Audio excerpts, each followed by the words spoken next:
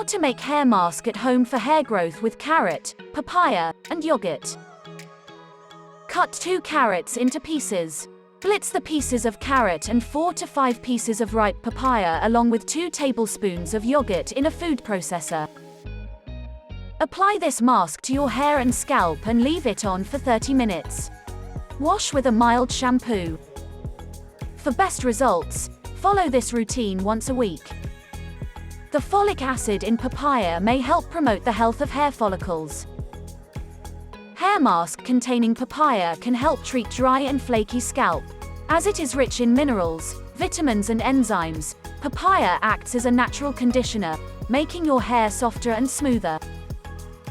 According to studies, the nutrients in papaya also help prevent balding. Eating the fruit at least thrice a week can help reduce hair thinning.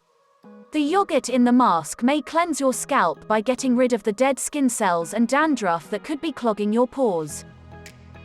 Hope you did get some value out of our today's video.